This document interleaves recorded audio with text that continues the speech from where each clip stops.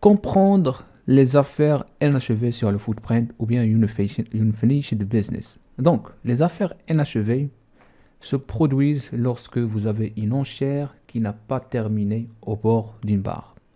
D'accord? Lorsque je dis une enchère, ce qu'il faut savoir d'abord, c'est que chaque barre contient une enchère de l'offre et la demande. Vous avez de l'offre qui augmente parce que vous avez des vendeurs. Vous avez de la demande qui augmente parce que vous avez des acheteurs qui s'intéressent par la demande. D'accord? Donc, chacun est dans son prix. C'est pour cela on a dit que les prix ne sont pas égaux. Chacun pense que ça, c'est le prix réel du marché. D'accord? Donc, il est considéré comme un lieu où le marché peut revenir et terminer l'enchère, d'où le nom d'affaires inachevées. À la fin de la séance de négociation, les affaires inachevées seront réinitialisées et commenceront à dessiner sur le graphique de la prochaine séance de négociation. Si vous choisissez de dessiner des niveaux brisés d'affaires inachevées, vous pouvez voir tous les niveaux historiques d'affaires inachevées, mais votre graphique peut prêter à confusion avec beaucoup de lignes horizontales. Donc personnellement, moi je n'utilise pas les affaires inachevées, mais juste pour vous expliquer c'est quoi un affaire inachevée. Un affaire inachevée, c'est lorsque un trade n'a pas encore terminé. Donc, le logiciel, tout simplement, ils utilisent des lignes qui indiquent que le marché n'a pas encore terminé cette affaire. Et donc, les affaires inachevées, tout simplement, créent des zones vraiment importantes, soit pour les acheteurs, soit pour les vendeurs. Je vous donne un exemple. Donc ici, vous avez affaire inachevée.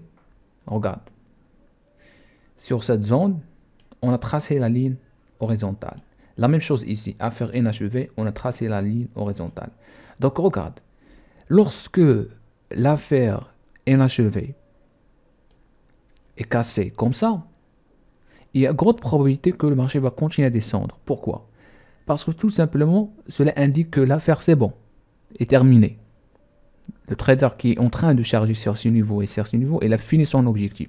Mais tant que l'affaire, par exemple, comme ici, n'a pas encore terminé, il sert comme une zone de support. Regarde, le marché, il va réagir vers la ligne. La même chose pour les vendeurs comme pour les acheteurs.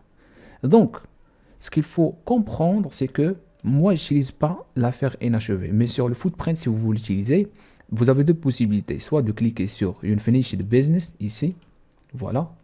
Soit, donc regarde, ici, il vous donne tout simplement affaire qui est inachevée. D'accord? Donc ici, vous avez 60 et puis vous avez 40. C'est-à-dire, il te dit que on a 60 et autres. C'est-à-dire, quelqu'un qui veut rajouter d'autres ordres. C'est pour cela, il trace l'affaire inachevée. D'accord? Donc, comme je l'ai dit, vous avez l'astuce simple de cliquer tout simplement sur une finished business ou bien de cliquer sur clic droit indicateur sur le logiciel. Comme ça, vous pouvez modifier combien de niveaux vous voulez voir. Est-ce que vous voulez voir l'historique? Mais personnellement, je ne me sers pas de ça. D'accord? Donc, ça, c'est par rapport aux affaires inachevées. J'espère que ça a été clair pour vous. Pour les traders qui utilisent le market profile, ils vont comprendre mieux les affaires inachevées. Par contre, sur le footprint, si vous faites du scalping, c'est vraiment mieux de laisser vraiment, de ne pas vraiment avoir plusieurs données à la fois. D'accord?